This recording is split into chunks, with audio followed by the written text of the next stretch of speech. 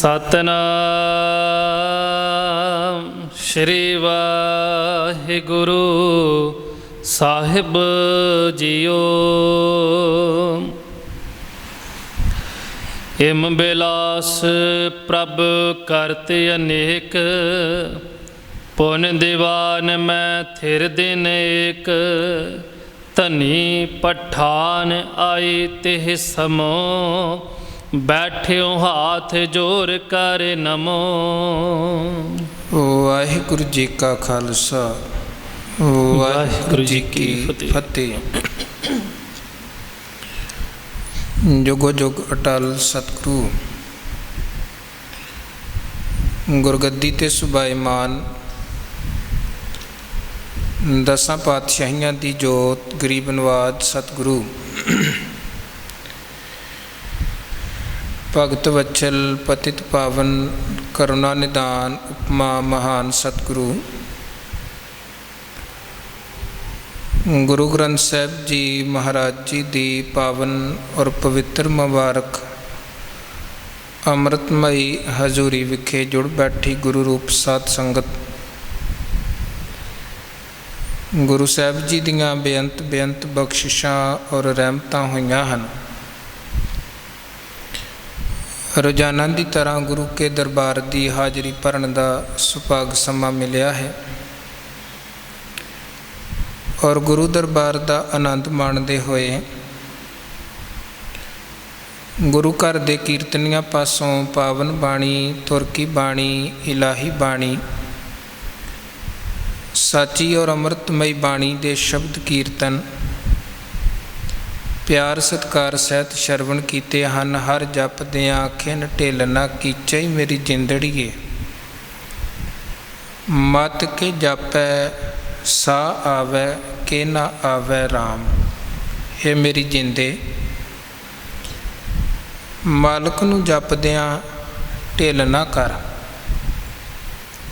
क्योंकि कोई पता नहीं है अगले साह दा, कोई विसाह नहीं है, कोई भरोसा नहीं है कि श्वास आना है कि नहीं आना है। और साडे मनुखी सुभाव की एक फितरत है जिदा जिक्र सतगुरु ने बाणी च कई शब्दां राही कीता है। चंगियाई आलक करे बुरियाई होए शेर, रे मूड़े लाहे को तू टीला टीला, तोटे का बेग ताया। एक सुभाव है मनुखी अमृत कौरा बिख्या मीठी, साकत की बेद नैनो डिठी। चंगियाई कमाउणी होए, कोई धर्म कमाउणा होवे, उहदे लई मनुख आलसी बन जाता है। पर जे पाप कमाना है, कोई बुराई कमानी है, किसी नूं ठगना है लुटना है, फिर बंदा तैयार बर तैयार है। ते सतगुरु ने वार वार सानू समझाया कि करनी है तो चंगियाई करो, जे छड्डनी है तो बुराई छड्डो। जे उद्यम करना है तो चंगे कम्मां प्रति उद्यम करो, जे आलस करनी है ढिल वरतनी है इनकारी होना है तो माड़े कर्मां पापां प्रति इनकारी हो। साहब फरमान करते हैं कहते नह बिलंब धर्मं बिलंब पापं। बिलंब हिंदी भाषा का शब्द जिदा भाव है देरी। नह बिलंब धर्म कहते जे धर्म कमाना है तो बिलंब नहीं करना चाहिए, देरी नहीं करनी चाहिए, क्योंकि मन का की पता है हुणे मन अंदर धर्म कमाउण दी कोई विचार पैदा हुई है, आपां ढिल कर दी दूजे पल मन बदल सकता है। किसी का भला करन, कोई दान पुण्य करन, कोई चंगा कर्म कमाउण दी विचार पैदा हुई, बंदे ने ढिल कर दी, दूजे पल मन बदल गया है, चंगा काम कमाउंदियां कमाउंदियां भी रह गया। ਮਹਾਰਾਜ ਕਹਿੰਦੇ ਨਹਿ ਬਿਲੰਬ ਧਰਮੰ, ਤੇ ਜੇ ਬਿਲੰਬ ਕਰਨਾ ਹੈ, ਜੇ ਦੇਰੀ ਕਰਨੀ ਹੈ, ਢਿੱਲ ਕਰਨੀ ਹੈ, ਤੇ ਕਿੱਥੇ ਕਰੋ? ਬਿਲੰਬ ਪਾਪੰ, ਮਾੜੇ ਕੰਮਾਂ ਵਾਲੇ ਪਾਸੇ ਦੇਰੀ ਕਰੋ, ਉਹਨੂੰ ਟਾਲਣ ਦੀ ਕੋਸ਼ਿਸ਼ ਕਰੋ, ਉਹਦੇ ਤੋਂ ਬਚਣ ਦੀ ਕੋਸ਼ਿਸ਼ ਕਰੋ, ਤਾਂ ਕਿ ਜਿਹੜਾ ਹੁਣ ਮਨ ਅੰਦਰ ਕੋਈ ਮਾੜਾ ਕਰਮ ਕਰਨ ਦਾ ਵਿਚਾਰ, ਕੋਈ ਖਿਆਲ, ਕੋਈ ਫੁਰਨਾ ਬਣਿਆ ਹੈ, ਜੇ ਉਹਨੂੰ ਆਪਾਂ ਟਾਲਣ ਦੀ ਕੋਸ਼ਿਸ਼ ਕਰੀਏ, ਹੋ ਸਕਦਾ ਉਹ ਪੱਕਾ ਹੀ ਸਾਡੇ ਮਨ ਤੋਂ ਟਲ ਜਾਏ, ਬਦਲ ਜਾਏ ਮਨ। ਸੋ ਮਹਾਰਾਜ ਨੇ ਜਿਹੜੀ ਗੱਲ ਜੀਵਨ ਮਨੋਰਥ ਦੇ ਪਰਥਾਏ ਕਰਦਿਆਂ ਕਹੀ ਕਿ ਜੀਵਨ ਕੀ ਆ ਸਾਡਾ, ਹਮ ਆਦਮੀ ਹਾਂ ਇੱਕ ਦਮੀ, ਮੋਹਲਤ ਮੋਹਤ ਨਾ ਜਾਣਾ, ਕਿਆ ਵਿਸਾਸਾ ਇਸ ਭਾਂਡੇ ਕਾ, ਇਤਨਾ ਕ ਲਾਗੈ ਠਨਕਾ। ਕੋਈ ਭਰੋਸਾ ਨਹੀਂ ਹੈ ਇਸ ਜੀਵਨ ਦਾ। ਇਸ ਕਰਕੇ ਮਹਾਰਾਜ ਕਹਿੰਦੇ ਹਰ ਜਪਦਿਆਂ ਖਿਨ ਢਿੱਲ ਨਾ ਕੀਚਈ ਮੇਰੀ ਜਿੰਦੜੀਏ, ਹੇ ਮੇਰੀ ਜਿੰਦੇ, ਰੱਬ ਨੂੰ ਜਪਦਿਆਂ ਢਿੱਲ ਨਾ ਕਰਕੇ ਜਪ ਲਵਾਂਗੇ। ਕਈਆਂ ਦਾ ਤੇ ਇਸੇ ਬਹਾਨੇ 'ਚ ਜੀਵਨ ਲੰਘ ਜਾਂਦਾ ਹੈ, ਪਰ ਉਹ ਜਪ ਨਹੀਂ ਪਾਉਂਦੇ ਹਨ। ਜ਼ਿੰਦਗੀ ਗੁਜ਼ਰ ਜਾਂਦੀ ਹੈ, ਪਰ ਉਹ ਨਹੀਂ ਜੁੜ ਪਾਉਂਦੇ ਹਨ। ਮਹਾਰਾਜ ਕਹਿੰਦੇ ਹਰ ਜਪਦਿਆਂ ਖਿਨ ਢਿੱਲ ਨਾ ਕੀਚੇ ਮੇਰੀ ਜਿੰਦੜੀਏ, ਮਤ ਕੀ ਜਾਪੈ ਸਾਹ ਆਵੈ ਕਿ ਨਾ ਆਵੈ ਰਾਮ। ਕੋਈ ਪਤਾ ਨਹੀਂ ਹੈ ਦੂਜਾ ਸਾਹ ਆਉਣਾ ਹੈ ਨਹੀਂ ਆਉਣਾ। ਸੋ ਇਹ ਜਿਹੜਾ ਸਾਹ ਵਾਹਿਗੁਰੂ ਨੇ ਦਿੱਤਾ ਉਹਦਾ ਸ਼ੁਕਰ ਕਰੀਏ, ਅਤੇ ਇਸ ਸਾਹ ਨੂੰ ਉਹਦੇ ਸ਼ੁਕਰਾਨੇ ਅਤੇ ਉਹਦੀ ਇਬਾਦਤ 'ਚ ਲਗਾ ਕੇ ਸਫਲਾ ਬਣਾਈਏ। ਗੁਰਮੁਖ ਦਾ ਜੀਵਨ ਇਹ ਹੈ, ਦਮ ਦਮ ਸਦਾ ਸੰਭਾਲਦਾ, ਦਮ ਨਾ ਬਿਰਥਾ ਜਾਏ। ਸੋ ਸ਼ਬਦ ਕੀਰਤਨ ਤੋਂ ਉਪਰੰਤ ਆਓ ਜੋ ਗੁਰ ਇਤਿਹਾਸ ਦੀ ਲੜੀਵਾਰ ਵਿਚਾਰ ਚੱਲ ਰਹੀ ਹੈ, ਦਸਮ ਪਾਤਸ਼ਾਹ ਅੰਮ੍ਰਿਤ ਦੇ ਦਾਤੇ ਸਰਬੰਸ ਦਾਨੀ ਸਾਹਿਬ ਸ੍ਰੀ ਗੁਰੂ ਗੋਬਿੰਦ ਸਿੰਘ ਸਾਹਿਬ ਜੀ ਦੇ ਜੀਵਨ ਦੇ ਅਖੀਰਲੇ ਪੜਾਅ ਦੀਆਂ ਵਿਚਾਰਾਂ ਆਪਾਂ ਰੋਜ਼ ਗੁਰੂ ਚਰਨਾਂ 'ਚ ਜੁੜ ਕੇ ਕਰਦੇ ਹਾਂ। ਕੱਲ੍ਹ ਦੇ ਪ੍ਰਸੰਗ 'ਚ ਆਪ ਜੀ ਨੇ ਸ਼ਰਵਣ ਕੀਤਾ ਹੈ ਕਿ ਸਤਿਗੁਰੂ ਸੱਚੇ ਪਾਤਸ਼ਾਹ ਜੀ ਗੋਦਾਵਰੀ ਨਦੀ ਦੇ ਕੋਲ ਦੀਵਾਨ ਲਗਾ ਕੇ ਸੁਭਾਏਮਾਨ, ਕਾਫੀ ਸੇਵਕ ਸਿੱਖ ਲੋਕ ਸਤਿਗੁਰੂ ਜੀ ਦੇ ਚਰਨਾਂ 'ਚ ਜੁੜੇ ਨੇ। ਉੱਥੇ ਇੱਕ ਸੁਦਾਗਰ ਆਇਆ ਜਿਹਦਾ ਨਾਮ ਤਵਾਰੀਖ ਗੁਰੂ ਖਾਲਸਾ 'ਚ ਲਿਖਿਆ ਹੈ, ਗੁਰਦਿੱਤਾ ਸੁਦਾਗਰ। ਉਹਨੇ ਮਹਾਰਾਜ ਨੂੰ ਨਮਸਕਾਰ ਕੀਤੀ, ਨਗੀਨਾ ਭੇਟ ਕੀਤਾ। ਸਤਿਗੁਰਾਂ ਨੇ ਉਹ ਨਗੀਨਾ ਪਕੜਿਆ, ਉਹਨੂੰ ਵੇਖਿਆ ਤੇ ਨੇੜੇ ਗੋਦਾਵਰੀ ਦਾ ਵਹਿਣ ਵਹਿੰਦਾ ਪਿਆ ਸੀ, ਫੜਿਆ ਨਗੀਨਾ ਤੇ ਸੁੱਟ ਦਿੱਤਾ ਗੋਦਾਵਰੀ 'ਚ। ਹੁਣ ਇਹ ਸੁਦਾਗਰ ਵੇਖ ਕੇ ਬੜਾ ਹੈਰਾਨ, ਇਹਨੇ ਮਨ 'ਚ ਸੋਚਿਆ ਕਿ ਲੱਗਦਾ ਸਤਿਗੁਰਾਂ ਨੂੰ ਇਹਦੀ ਕੀਮਤ ਦਾ ਪਤਾ ਨਹੀਂ ਸੀ ਕਿ ਇਹ ਕਿੰਨਾ ਕੀਮਤੀ ਹੈ। ਜੇ ਪਤਾ ਹੁੰਦਾ ਤੇ ਇਹਦਾ ਸੁੱਟ ਦੇਣਾ। ਤੇ ਦੂਜੇ ਨੰਬਰ 'ਤੇ ਮਨ 'ਚ ਉਹਦੇ ਇਹ ਪਛਤਾਵਾ ਵੀ ਹੋਇਆ ਕਿ ਜੇ ਮੈਨੂੰ ਪਤਾ ਹੁੰਦਾ ਕਿ ਇਹਨਾਂ ਨੂੰ ਨਗੀਨੇ ਦੀ ਕੀਮਤ ਦਾ ਪਤਾ ਨਹੀਂ ਹੈ, ਜਾਂ ਮੈਂ ਕੀਮਤ ਦੱਸ ਦਿੰਦਾ, ਜਾਂ ਮੈਂ ਇਹਨਾਂ ਨੂੰ ਭੇਟ ਹੀ ਨਾ ਕਰਦਾ। ਘੱਟ ਤੋਂ ਘੱਟ ਨਗੀਨਾ ਤਾਂ ਬਚਿਆ ਰਹਿੰਦਾ। ਤੇ ਗੁਰੂ ਕਲਗੀਧਰ ਮਹਾਰਾਜ ਅੰਤਰਜਾਮੀ ਸਤਿਗੁਰਾਂ ਨੇ ਵੇਖਿਆ ਜਦੋਂ ਇਹਦਾ ਚਿਹਰਾ ਕੁਝ ਉਤਰਿਆ ਹੋਇਆ ਸੀ। ਮਹਾਰਾਜ ਕਹਿਣ ਲੱਗੇ, ਜੇ ਬਹੁਤ ਕੀਮਤੀ ਸੀ ਤੇ ਤੁਸੀਂ ਸਾਨੂੰ ਦੱਸ ਦਿੰਦੇ, ਅਸੀਂ ਨਾ ਸੁੱਟਦੇ ਪਾਣੀ 'ਚ, ਜਾਂ ਤੁਹਾਡੀ ਜੇ ਬਹੁਤ ਜ਼ਿਆਦਾ ਉਹਦੇ ਨਾਲ ਪਕੜ ਸੀ, ਤੁਸੀਂ ਸਾਨੂੰ ਨਾ ਭੇਟ ਕਰਦੇ, ਤੁਸੀਂ ਆਪਣੇ ਕੋਲ ਹੀ ਰੱਖ ਲੈਂਦੇ। ਹੁਣ ਚਿੰਤਾ ਨਾ ਕਰੋ, ਬਹੁਤੀ ਦੂਰ ਕੋਈ ਨਹੀਂ ਅਸੀਂ ਸੁੱਟਿਆ, ਨਾ ਕੋਈ ਉਹ ਇੱਦਾਂ ਦੀ ਚੀਜ਼ ਹੈ ਕਿ ਪਾਣੀ 'ਚ ਰੁੜ ਕੇ ਅੱਗੇ ਚਲਿਆ ਜਾਏ। ਜਾਓ ਪਾਣੀ 'ਚ ਉਤਰੋ ਤੇ ਨਗੀਨਾ ਬਾਹਰ ਕੱਢ ਲਵੋ। ਹੁਣ ਕਿਉਂਕਿ ਇਹਦੇ ਮਨ ਅੰਦਰ ਇੱਕ ਲਾਲਚ ਬਣਿਆ ਹੋਇਆ ਸੀ, ਲੋਭ ਬਣਿਆ ਸੀ, ਧਿਆਨ ਉਹਦੇ 'ਤੇ ਅਟਕਿਆ ਹੋਇਆ ਸੀ। ਜਿਵੇਂ ਕੱਲ੍ਹ ਵੀ ਆਪਾਂ ਖੁੱਲ੍ਹ ਕੇ ਵਿਚਾਰ ਕੀਤੀ ਸੀ ਕਿ ਕਈ ਵਾਰ ਆਪਾਂ ਚੀਜ਼ ਭੇਟ ਤੇ ਕਰ ਦਿੰਦੇ ਹਾਂ, ਪਰ ਭੇਟ ਕਰਕੇ ਵੀ ਸਾਡੇ ਅੰਦਰੋਂ ਉਹ ਆਪਣਤ ਵਾਲੀ, ਉਹ ਮੈਂ ਮੇਰੀ ਵਾਲੀ ਬਿਰਤੀ ਮੁੱਕਦੀ ਨਹੀਂ ਹੈ। ਆਪਾਂ ਬਾਅਦ 'ਚ ਵੀ ਇਹ ਸੋਚਦੇ ਰਹਿੰਦੇ ਹਾਂ ਕਿ ਇਹ ਚੀਜ਼ ਮੇਰੀ ਹੈ, ਇਹ ਮੈਂ ਭੇਟ, ਹਾਲਾਂਕਿ ਉਹ ਚੀਜ਼ ਸਾਡੇ ਅੰਦਰ ਹੋਣੀ ਨਹੀਂ ਚਾਹੀਦੀ ਹੈ। ਜੋ ਭੇਟ ਕਰ ਦਿੱਤਾ ਸੋ ਕਰ ਦਿੱਤਾ, ਉਹਦੇ ਤੇ ਸਾਡਾ ਕੋਈ ਹੱਕ ਨਹੀਂ ਹੈ। ਤੇ ਜਿਹਦੇ ਅੱਗੇ ਅਸੀਂ ਭੇਟ ਕੀਤਾ ਉਹ ਫਿਰ ਉਹਦੀ ਮਲਕੀਅਤ ਹੈ, ਉਹਨੂੰ ਵਰਤੇ, ਉਹਨੂੰ ਸੁੱਟੇ, ਉਹਨੂੰ ਰੱਖੇ ਨਾ ਰੱਖੇ, ਉਹ ਉਹਦੀ ਮਰਜ਼ੀ ਹੈ। ਪਰ ਕਿਉਂਕਿ ਸਾਡਾ ਮਨ ਜਲਦੀ ਕੀਤਿਆਂ ਪਕੜ ਛੱਡਦਾ ਨਹੀਂ ਹੈ, ਪਕੜ ਬਣੀ ਰਹਿੰਦੀ ਹੈ। ਇਹਦੀ ਪਕੜ ਵੀ ਬਣੀ ਸੀ। ਮਹਾਰਾਜ ਨੇ ਕਿਹਾ ਜਾ ਨੇੜੇ ਹੀ ਪਾਣੀ 'ਚ ਗੋਦਾਵਰੀ 'ਚ ਹੈ, ਕੱਢ ਲਵੋ। ਹੁਣ ਜਦੋਂ ਉੱਥੇ ਇਹ ਪਾਣੀ 'ਚ ਉਤਰਿਆ ਨਗੀਨਾ ਕੱਢਣ ਦੇ ਲਈ, ਇਹਨੂੰ ਇੱਦਾਂ ਮਹਿਸੂਸ ਹੋਇਆ ਕਿ ਉੱਦਾਂ ਦੇ ਤੇ ਬੇਅੰਤ ਨਗੀਨੇ ਗੋਦਾਵਰੀ 'ਚ ਪਏ ਨੇ, ਉੱਦਾਂ ਦੇ ਤੇ ਨਗੀਨਿਆਂ ਦੇ ਨਾਲ ਗੋਦਾਵਰੀ ਭਰੀ ਪਈ ਹੈ। ਜਿਹੜਾ ਮਨ 'ਚ ਇੱਕ ਲੋਭ ਦਾ, ਇੱਕ ਲਾਲਚ ਦਾ, ਇੱਕ ਮੈਂ ਮੇਰੀ ਦਾ ਪਰਦਾ ਬਣਿਆ ਸੀ, ਹੁਣ ਉਹ ਪਰਦਾ ਖਤਮ ਹੋ ਗਿਆ। ਮਨ 'ਚ ਅਹਿਸਾਸ ਹੋਇਆ, ਕਮਲਿਆ ਮਨਾ, ਗੁਰੂ ਕੋਲ ਆਇਆ ਕੀ ਲੈਣ ਦੇ ਲਈ ਸੀ, ਅਟਕ ਕੇ ਕਿੱਥੇ ਰਹਿ ਗਿਆ ਹੈ, ਕਿੱਥੇ ਅਟਕ ਕੇ ਰਹਿ ਗਿਆ ਹੈ। ਤੁਰੰਤ ਸਤਿਗੁਰਾਂ ਦੇ ਚਰਨਾਂ 'ਚ ਆਇਆ, ਮਹਾਰਾਜ ਅੱਗੇ ਝੁਕ ਗਿਆ। ਸਤਿਗੁਰੂ ਗੁਰੂ ਕਲਗੀਧਰ ਮਹਾਰਾਜ ਸੱਚੇ ਪਾਤਸ਼ਾਹ ਜੀ ਨੇ ਪਾਵਨ ਪਵਿੱਤਰ ਉਪਦੇਸ਼ ਇਹਨੂੰ ਬਖਸ਼ਿਸ਼ ਕੀਤਾ ਕਿ ਗੱਲ ਇਹ ਬਾਹਰ ਦਿਆਂ ਨਗੀਨਿਆਂ ਹੀਰਿਆਂ ਤੇ ਪਦਾਰਥਾਂ ਦੀ ਨਹੀਂ ਹੈ। ਇੱਦਾਂ ਦੀਆਂ ਤੇ ਬਹੁਤ ਚੀਜ਼ਾਂ ਜ਼ਿੰਦਗੀ 'ਚ ਆਉਂਦੀਆਂ ਨੇ, ਚਲੀਆਂ ਜਾਂਦੀਆਂ ਹਨ। ਅਸਲੀ ਜਿਹੜਾ ਕੀਮਤੀ ਹੈ ਉਹ ਹੈ ਅਕਾਲ ਪੁਰਖ ਦਾ ਨਾਮ, ਮਨੁੱਖਾ ਜੀਵਨ। ਇਹਨੂੰ ਸਮਝੋ ਤੇ ਇਹ ਵਿਚਾਰੋ ਕਿ ਜੀਵਨ ਨੂੰ ਅਸੀਂ ਕਿੱਧਰ ਨੂੰ ਲਿਜਾ ਰਹੇ ਹਾਂ। ਰਹਿਣ ਗਵਾਈ ਸੋਏ ਕੈ, ਦਿਵਸ ਗਵਾਇਆ ਖਾਏ, ਹੀਰੇ ਜੈਸਾ ਜਨਮ ਹੈ ਕੌਡੀ ਬਦਲੇ ਜਾਏ।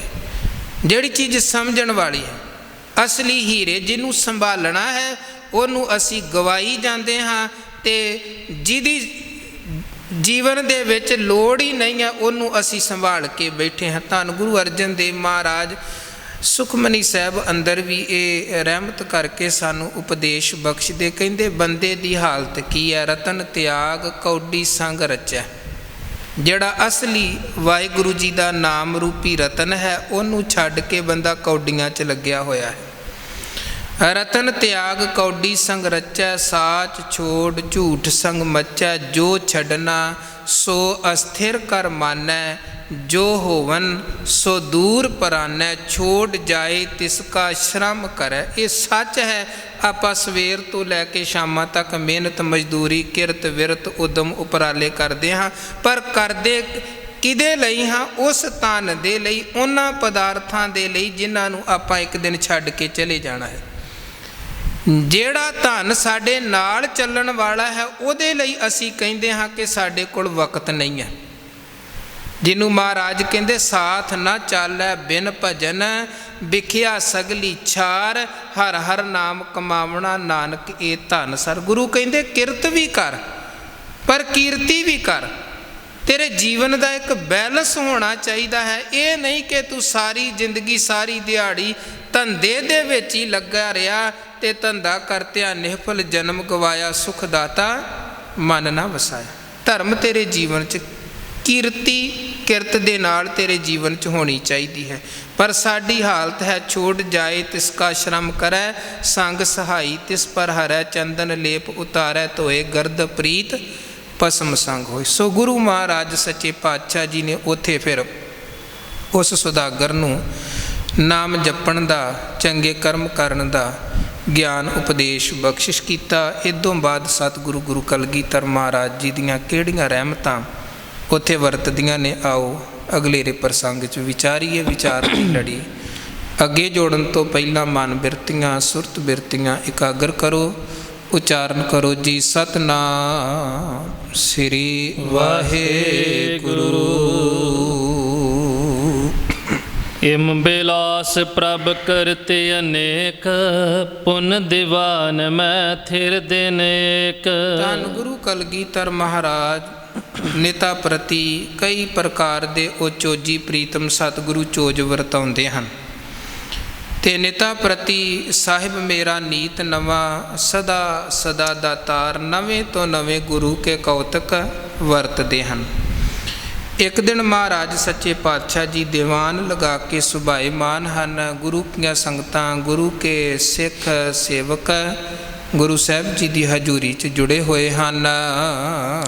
ਧਨੀ ਪਠਾਨ ਜਾਨ ਆਏ ਤਿਹ ਸਮੋ ਬੈਠੇ ਹਾਥ ਜੋਰ ਕਰ ਨਮੋ। ਜਦੋਂ ਮਹਾਰਾਜ ਇੱਦਾਂ ਸਿੱਖ ਸੰਗਤਾਂ 'ਚ ਜੁੜ ਮਿਲ ਬੈਠੇ ਹਨ ਤੇ ਉਸ ਵਕਤ ਹਜੂਰ ਸੱਚੇ ਪਾਤਸ਼ਾਹ ਜੀ ਦੀ ਹਜ਼ੂਰੀ 'ਚ ਇੱਕ ਬਹੁਤ ਧਨੀ ਅਮੀਰ ਇੱਕ ਪਠਾਨ ਗੁਰੂ ਸਾਹਿਬ ਜੀ ਦੇ ਕੋਲ ਆਇਆ ਹੈ ਔਰ ਹੱਥ ਜੋੜੇ ਹਨ। ਉਹਨੇ ਗੁਰੂ ਸਾਹਿਬ ਜੀ ਦੇ ਚਰਨਾਂ 'ਚ ਅਦਬ ਸਹਿਤ ਸਿਜਦਾ ਕੀਤਾ ਹੈ।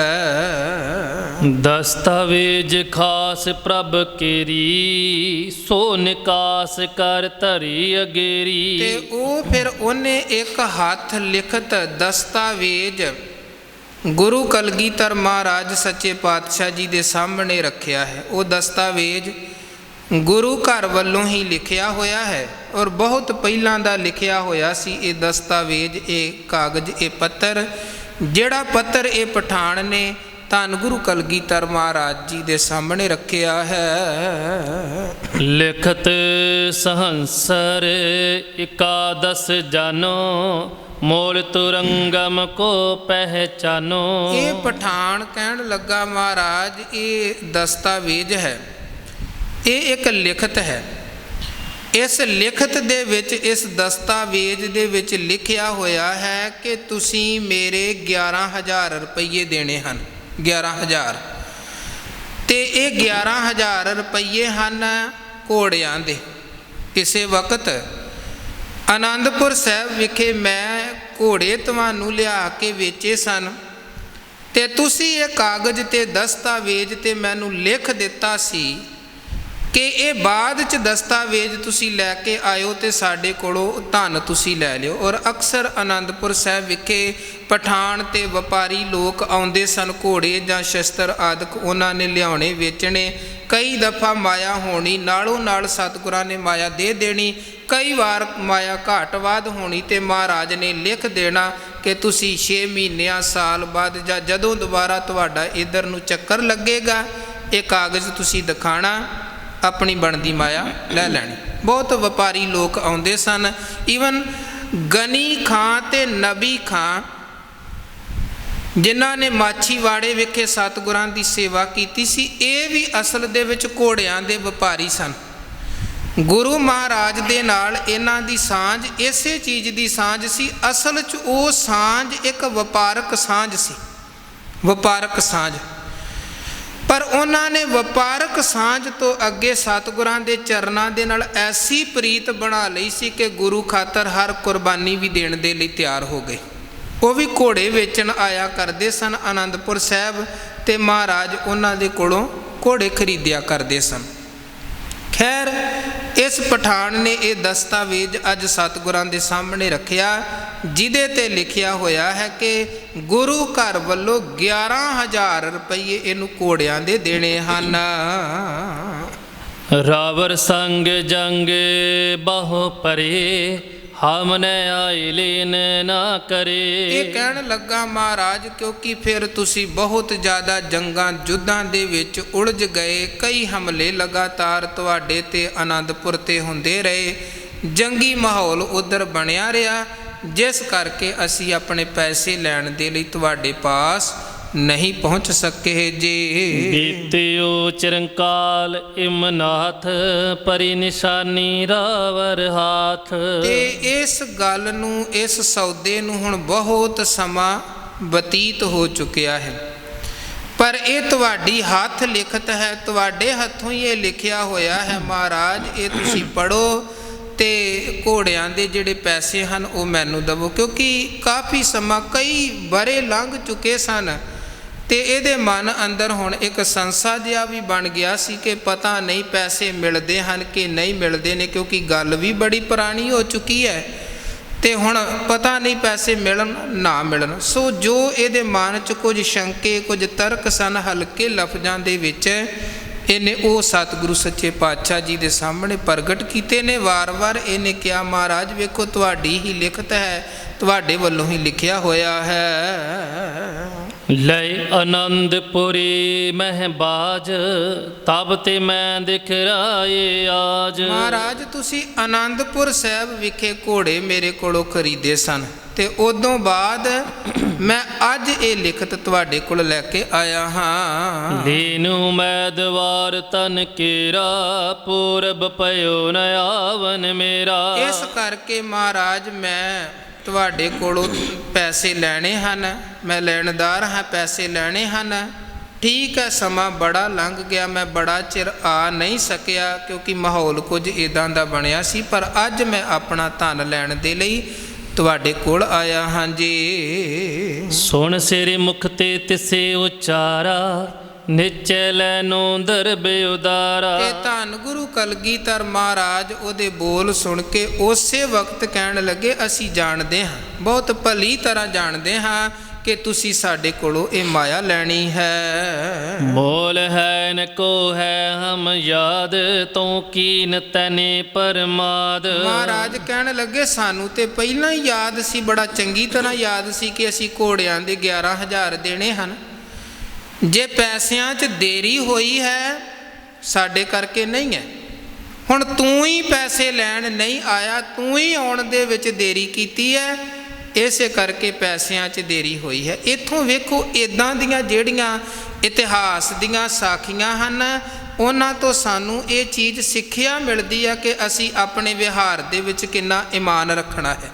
ਲੈਣ ਦੇਣ, ਕਿਉਂਕਿ ਅਸੀਂ ਜ਼ਿੰਦਗੀ ਦੁਨੀਆਦਾਰੀ ਦੇ ਵਿੱਚ ਵਿਚਰਦੇ ਹਾਂ, ਕਿਸੇ ਦੇ ਕੋਲੋਂ ਸਾਨੂੰ ਲੋੜ ਪੈਣ 'ਤੇ ਕੁਝ ਲੈਣਾ ਪੈਂਦਾ ਹੈ, ਕਦੇ ਦੂਜਿਆਂ ਨੂੰ ਲੋੜਾਂ ਪੈਂਦੀਆਂ ਅਸੀਂ ਦਿੰਦੇ ਹਾਂ, ਪਰ ਇਹਦਾ ਇਹ ਮਤਲਬ ਨਹੀਂ ਕਿ ਆਪਾਂ ਬਸ ਲੈਣਾ ਹੀ ਜਾਣਦੇ ਹੋਈਏ ਤੇ ਵਾਪਸ ਕਰਨ ਵਕਤ ਇਨਕਾਰੀ ਹੋ ਜਾਈਏ, ਜਿਹਨੂੰ ਹਜ਼ੂਰ ਬਾਣੀ 'ਚ ਵੀ ਕਹਿੰਦੇ ਹਨ ਕਿ ਬੜੇ ਲੋਕ ਐਸੇ ਹਨ, ਕੇਤੇ ਲੈ ਲੈ ਮੁੱਕਰ ਪਾਹੇ, ਕੇਤੇ ਮੂਰਖ ਖਾਹੀ ਖਾਏ। ਜਿਨ੍ਹਾਂ ਨੂੰ ਲੈਣਾ ਤੇ ਆਉਂਦਾ ਹੈ, ਜਦੋਂ ਲੋੜ ਹੁੰਦੀ ਹੈ ਬੜੇ ਮਿੱਠੇ ਪਿਆਰੇ ਹੋ ਕੇ ਨਿਮਰਤਾ ਸਹਿਤ ਝੁਕ ਕੇ ਜਾਂ ਦੂਜੇ ਨੂੰ ਬੜਾ ਵੈਰਾਗ 'ਚ ਕਰਕੇ ਮੁਸ਼ ਨੂੰ ਕਰਕੇ ਆਪਣੀ ਲੋੜ ਜ਼ਰੂਰਤ ਸਵਾਰਥ ਨੂੰ ਪੂਰਾ ਕਰ ਲਿਆ, ਤੇ ਜਦੋਂ ਹੁਣ ਦੂਜਾ ਮੰਗਦਾ ਹੈ ਤੇ ਫਿਰ ਤੂੰ ਕੌਣ ਤੇ ਮੈਂ ਕੌਣ, ਤੇ ਝਗੜਾ ਤੇ ਬਖੇੜਾ ਤੇ ਉੱਚਾ ਨੀਵਾਂ ਬੋਲ ਕੇ ਇੱਦਾਂ ਦੂਜੇ ਨੂੰ ਜਲੀਲ ਕਰਨਾ। ਇੱਦਾਂ ਦੀਆਂ ਇਤਿਹਾਸ ਦੀਆਂ ਸਾਖੀਆਂ ਤੋਂ ਸਾਨੂੰ ਸੇਧ ਮਿਲਦੀ ਹੈ ਕਿ ਕੰਮਾਂ ਕਾਰਾਂ ਦੇ ਵਿੱਚ ਦੇਰ ਸਵੇਰ ਹੁੰਦੀ ਹੈ, ਪਰ ਸਾਡਾ ਈਮਾਨ ਕਾਇਮ ਹੋਣਾ ਚਾਹੀਦਾ ਹੈ, ਬਚਨਾਂ ਦੇ ਅਸੀਂ ਪੱਕੇ ਹੋਣੇ ਚਾਹੀਦੇ ਹਾਂ। ਧੰਨ ਗੁਰੂ ਕਲਗੀਧਰ ਮਹਾਰਾਜ ਨੇ ਇੱਕ ਵਾਰ ਵੀ ਉਹਦੇ ਨਾਲ ਕੋਈ ਇੱਦਾਂ ਦਾ ਬੋਲ ਨਹੀਂ ਬੋਲਿਆ ਕਿ ਤੂੰ ਕਦੋਂ ਘੋੜੇ ਦਿੱਤੇ ਸਨ, ਕਿੱਦਾਂ ਸੀ, ਕੀ ਸੀ। ਸਤਿਗੁਰੂ ਉਸੇ ਵਕਤ ਕਹਿਣ ਲੱਗੇ ਹਨ, ਸਾਨੂੰ ਬੜੀ ਚੰਗੀ ਤਰ੍ਹਾਂ ਯਾਦ ਹੈ ਕਿ ਅਸੀਂ ਤੁਹਾਡੇ ਇਹ ਪੈਸੇ ਦੇਣੇ